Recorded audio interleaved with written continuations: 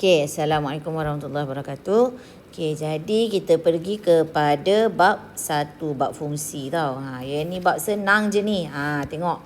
Kali ni kita buat pengembaraan di taman fungsi. Panduan memahami hubungan fungsi domain dengan julat dulu. Maknanya kalau dekat buku kerja awak tu, muka surat 33, 34, 35 dengan 36. Sampai contoh 4 je.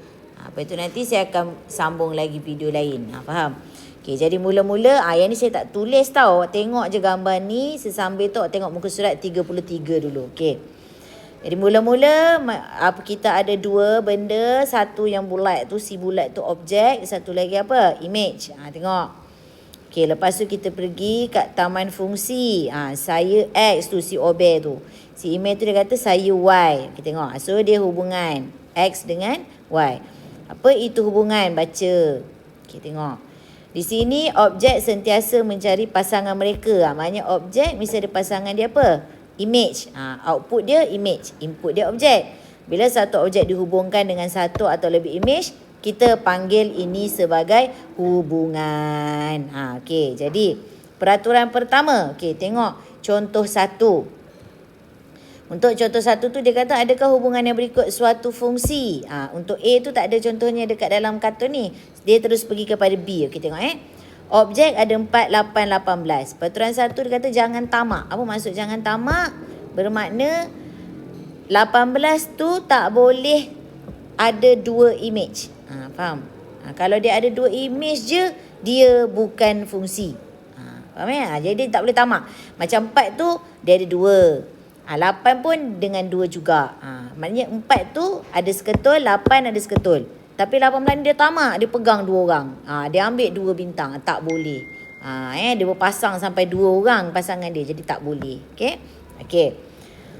Kalau peraturan kedua, tengok tiada siapa boleh ditinggalkan. Ni contoh C tu. Tengok 1 ada pasangan A, 3 ada pasangan B, 7 pun ada pasangan B. Tapi 9 tu ada pasangan tak? Tak ada.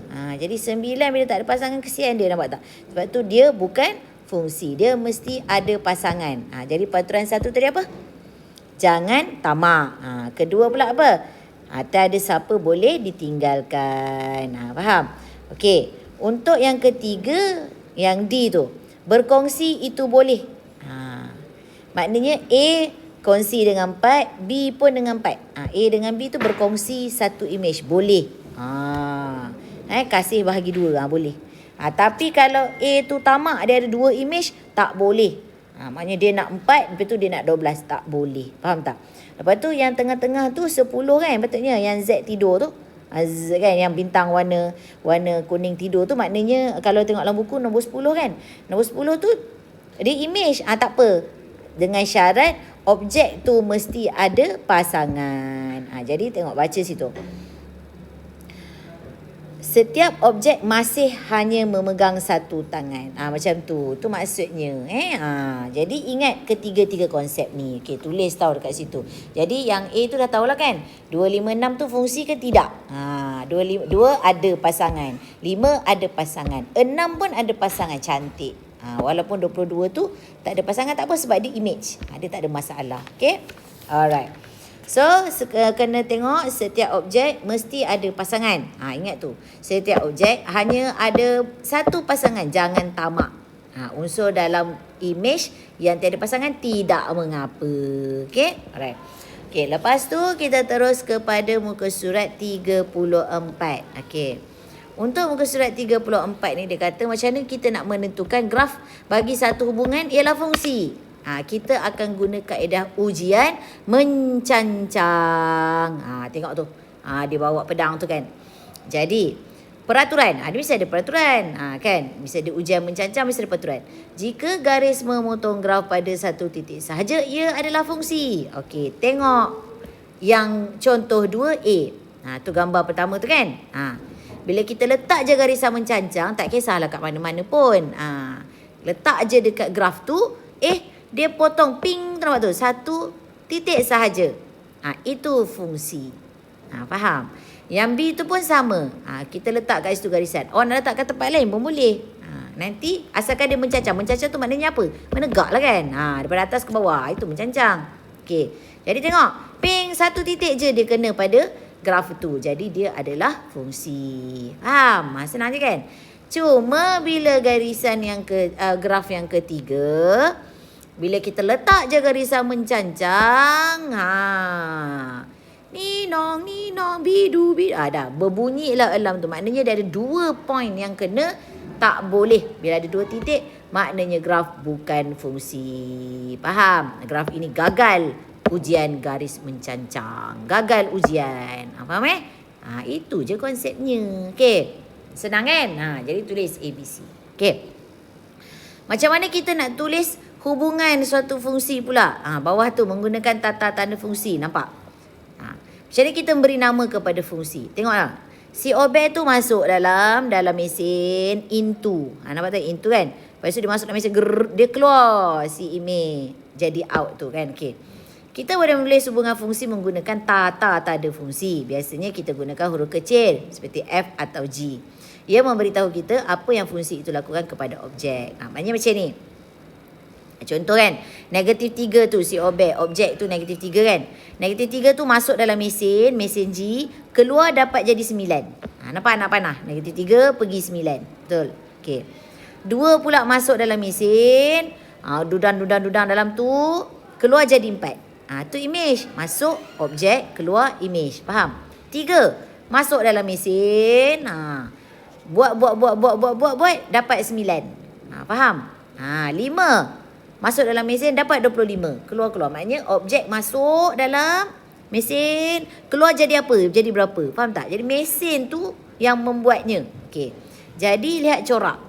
Kalau dah negatif 3 jadi 9, 2 jadi 4, 3 jadi 9 juga, 5 jadi 25, maknanya dia kuasa berapa tu? 2. Dia dah tunjuk dah dekat situ. Kuasa 2. Nampak? Jadi hubungan ini ialah kuasa 2. Ini macam nak tulis. Kenapa dia G ni? Sebab kenapa G? Sebab anak panah tu atas tu G kan? Dan mesin dia G lah. Kalau anak panah F, tulis F. Faham? Kalau G, tulis G. Kadang-kadang huruf lain. Ikut. Jadi cara tulis G, ada titik bertindih X, anak panah. Tadi kita cakap apa hubungan dia? Kuasa 2. Maknanya X tu masuk dalam persamaan, dapat jawapan. Macam tu maksudnya. Negatif 3 masuk dalam persamaan X kuasa 2, dapat 9. Faham? Itu maksud fungsi. Jadi yang titik bertindih tu kita boleh buat sebagai kurungan. Nampak? Sudah 2 macam ni. Jadi G titik bertindih X, anak panah X kuasa 2 tu boleh kita tukar kepada G X sama dengan X kuasa 2. Jadi macam ni cara bacanya? Fungsi G memetakan X kepada X kuasa 2. Faham tak? Jadi X tu maknanya yang mana tadi? X tu yang si obey tu lah. Faham tak? Negatif 3, 2, 3, 5. Faham? Lepas tu si obey ni masuk dalam apa? Dalam mesin G. Gerung-gergang. Probe keluar si image. Si image tu. Faham? Jadi nak keluar tu mestilah dia ada proses dia kan. Jadi proses tu lah dia punya rumus dia, persamaan dia. Faham? Jadi X tu obey tadi masuk dalam persamaan X kuasa 2 tu, keluar sebagai image. Okey. Itu untuk tulis hubungan suatu fungsi. Nanti cuba dekat latih diri tu. Faham? Okey. Last sekali, macam mana kita nak menentukan domain. Okey, kita patah balik ke atas. Okey, ni. Kita pergi taman fungsi. Domain dengan kodomain. Domain ni semua set semua unsur objek yang mungkin. Maknanya objek-objek tu datang dekat taman permainan. Okey. Kodomain pula semua permainan-permainan yang disediakan. Faham? Macam tu. Semua set semua unsur image yang mungkin. Maknanya macam awak pergi taman permainan. Dekat taman permainan tu ada gelongso, ada papa jongkit, ada semua tu kan. Jadi awak nak main yang mana? Kemungkinan nak main semua, kemungkinan nak main satu je. Faham tak? Macam tu je ceritanya. Okey. Julat pula unsur yang kodomain sebenarnya punya hubungan dengan objek. Jadi kita tengok dengan jelas macam ni. Tengok Okey. Tengok contoh 1. Dekat bukan contoh 1. Dekat dalam buku awak ni muka surat 36 contoh 4. Okey, tengok contoh 4. Okey, dia kata PQRS kan. Okey, P ada 1, Q 3, R pergi 7, S pergi 9. 4 tu tak ada apa-apa. Okey, domain dia adalah semua yang si objek tadi. Objek tadi obey kan? Obey. Jadi kena buat tata tanda tu mesti ada dia punya apa kurungan yang apa tu namanya, yang kurungan yang gedik tu kan. Tu. Nampak tak kurungan tu? Okey, tulis P ni kurungan set tu kan. Tulis PQRS. Semua yang ada.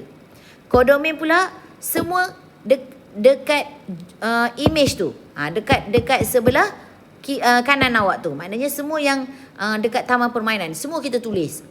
Macam awak pergi taman permainan semua ada. Gelongso, papa jongkit, apa lagi? Apa lagi dekat situ buayan, semua kita tulis. Faham tak? Itu maksudnya kodomain. Jadi kodomain tu dia tulis semua termasuk 4 tu. 1, 3, 4, 7, 9. Okey, bila nak julat pula awak tulis yang ada pasangan je. Faham tak? Maknanya P ada pasangan 1, Q ada pasangan 3, R ada pasangan 7, S ada pasangan 9. Jadi kita tulis 1, 3, 7, 9 je. Itu julat. Faham? Jadi si objek ni kena tulis semua. Kodomain pun tulis je semua yang ada. Tapi untuk julat kita ambil yang ada pasangan sahaja. Maknanya ada anak panah je. Okey, faham Okey. Kalau yang kedua tu B tu dia dot. Sudah. Dot macam mana ni? Jadi kita buat apa? Untuk X tu domain. Paksi X adalah domain. Jadi kita tengok paksi X paling kiri sekali ada apa? Negatif 2 kan? Paling kanan ada apa? 4. Okey, senaraikan semua daripada negatif 2 sampai 4. Complete. Negatif 2, negatif 1, 0, 1, 2, 3, 4. Faham? Okey. Kalau domain, kalau kodomain pula ambil dekat mana? Y. Okey. Paling rendah titik dekat Y tu adalah 1 kan? Cuba tengok. 1 kan yang dekat obey tu. Dekat obey jalan tu. Ada 1 kan? Tengok dekat paksi Y 1. Jadi 1 sampai apa paling tinggi? 5 kan dekat si email tu. Warna kuning tu kan. Jadi tulis 1, 2, 3, 4, 5. Jangan lupa kurungan yang gedik-gedik tu.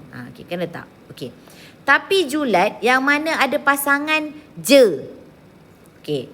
Kita tengok dulu titik negatif 2. Negatif 2 ada pasangan dia apa? 1. So 1 tu julat. Okey, lagi. 0 ada pasangannya apa? 3. 3 tu julat. Faham? Lagi apa lagi? 2. 2 ada pasangannya 2. 2 tu julat. Faham? 3 ada pasangannya 4. 3 tu julat. Dan 4 tu julat. Dan 4 ada pasangannya 5. So 5 tu julat. Maknanya yang ada pasangan sahaja yang kita letak sebagai julat. Okey? Jangan lupa. Itu maksudnya. Okey. Kalau C pula, kalau graf dia graf selanjar ni. Graf selanjar ni maknanya graf dia graf garis lurus ataupun graf lengkuk macam ni. Okey, you kena buat style ketaksamaan. Maknanya dia kena antara-antara. Okey, senang je. Okey, tengok domain. Domain tadi kalau graf tengok objek. Tengok X. Okey, X. X tu pasti X. Tengok warna biru tu dia buat tu. Daripada apa sampai apa? Daripada 0 sampai 3. Allah, dia punya apa tu? Dia punya nombor dia dah hilang. Cuba tengok awak punya graf. Awak punya graf 0 sampai apa? 3. Pandai. Okey. Letak X tengah-tengah, antara-antara. Cuba tengok tata tanda tulis tu macam mana. Dia mesti antara tu mesti buat macam tu. Jangan buat melain ni. Ni. Jangan buat melain. Mesti macam tu bentuknya. Faham? Okey. Kalau Fx pula tengok Y. Paling rendah, awak tengok graf awak. Paling rendah sini dah hilang dia punya nombor dia. Graf kita yang paling rendah, maknanya yang dekat bahagian lengkung bawah tu. 2 kan? Untuk paksi Y. Paling tinggi 6. Jadi buat 2 yang paling rendah, anak panah pula. Simbol tu Fx 6. Macam itulah. Okey. Julat tiru je kodomain. Itu je. Untuk graf kalau garisan macam ni, julat tu tiru je kodomain tu. So tengok warna purple tu. Okey. Jadi itu je untuk video kali ni dulu. Buat yang ni dulu. Buat sampai latih diri 1.2 tu nombor 1 je. Sebabnya latih degree 1.1 dengan 1.2 nombor 1. Okey. Habis. Baru ni permulaan, senang je. Jadi tamat pengembaraan kita. Faham? Fungsi mesti setia. Satu objek, satu image. Faham? Domain dan julat. Input dan output yang sebenar. Macam itulah. Ujian garis mencancan. Cara pantas menyemak graf. Tata tanda pula cara menulis fungsi fx tu. Okey. Jadi lepas ni kita sambung lagi. Alright. Pastikan siap. Okey.